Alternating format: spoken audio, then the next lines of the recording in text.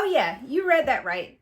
After giving this company a whole year of my hard work and dedication, I am taking home 74 cents more per paycheck. That is all. Well, I what had a was the reason. reason? I had a What was reason. the I reason? had a reason. What was the I just explained. reason? I just Child, let's find out the reason. Let's find out the reason. Let's talk about it in this video. Stay tuned.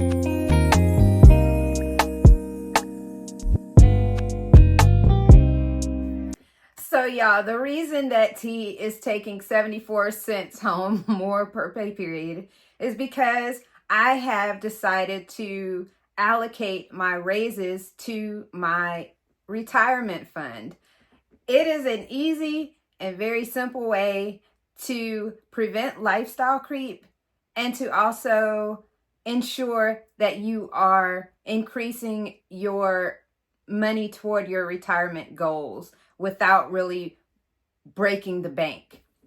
Now, that is something that you will have to decide personally. You'll have to decide at what point you can really live off of what you make without needing to have that increase per year.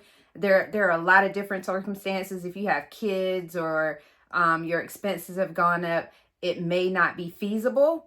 But if you can, if you're finding that you're doing okay, like you can make it off of what you're currently bringing home, or that you can make adjustments to the expenses that you have now that could keep you at a comfortable level with what you're bringing home now, then this may be a solution for you if you find it hard to save money. So if you wanted to try this, all you would need to do is find a online calculator where you could calculate payroll. I use the ADP payroll calculator online. It's a free calculator online. And if you decide to use that, all I would do is enter my new rate of pay, all of my tax allowances and additional taxes that I'm paying, and my deductions. I think it only lists the pre-tax deductions in this particular calculator, not post-tax. So you'll have to remember that after you enter all of your pre-tax deductions like medical, dental, and things like that, HSA, and your 401k, that you'll deduct your post-tax deductions afterward. That's this particular calculator. There are calculators though that include those post-tax deductions if you want to use one of those. I just use the ADP one because I had it saved on my computer and I've been using it for years. So that's what you would do. And when you enter your 401k amount in that calculator, you're going to want to enter what you plan to allocate toward 401k. Keep in mind that just because you received, we'll say like a 5% raise, depending on your income, tax bracket, etc., you may not be able to allocate that entire 5% toward your retirement and end up with an equal amount of pay take home. So you're going to want to make sure that you kind of try some different figures and make sure that you get that figure that you're bringing home as close to what you are bringing home now. And then that way you can keep it even and not bring home more, but not bring home less. Because if you found that this is your comfortable zone, you don't want to bring home less either. So that is really what I do to ensure that I am saving for my future self, but also not accumulating more and more things in debt in the process. I just allocate my raises to my retirement. Now, in addition to this, I want to point out that you need to know your plan at your job, because some have a limit on what you can contribute to your 401k. I think my job, I think you can personally only contribute up to 25%. And I hope to reach that goal next year. And after that, I will have to switch to something else.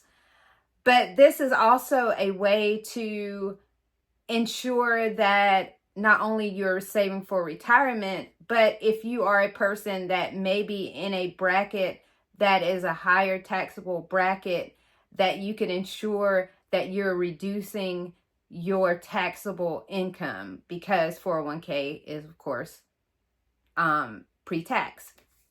So it can keep your pre-tax income lower the more that you're contributing to your 401k account. And so I've already decided that once I reach that maximum, I'm probably going to go toward an HSA if I need to further reduce my taxable income. And I also have the catch-up period that starts at 50. I will be 49 next month, and I will turn 50 next year in August. So at that time, I will just evaluate. It's right around my mid-year review time anyway. So all of these things I will need to be thinking about at that time so I can make a smart decision on how to proceed from there.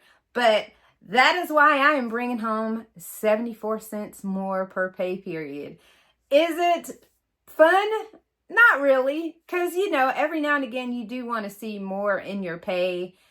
But at the same time, it does give me peace of mind that I am actively trying to take steps to save for my future self.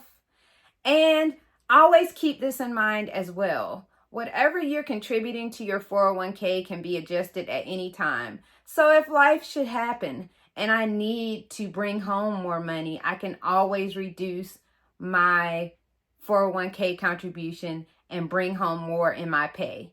So that is another thought. If you run into something where it's like, oh my God, I can't survive on this amount of income, you could always reduce your contributions to ensure that you're bringing more money home. But just remember, when you do that, that money is going to be taxed. So you're not going to bring home the equal amount of money that was going in your 401k. You're going to bring home that less any taxes that they then apply to that money. So it could be significantly less. Keep that in mind.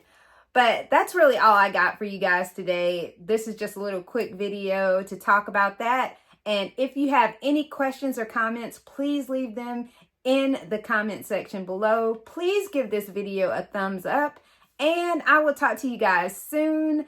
I hope you have a great rest of your day. Until next time, peace.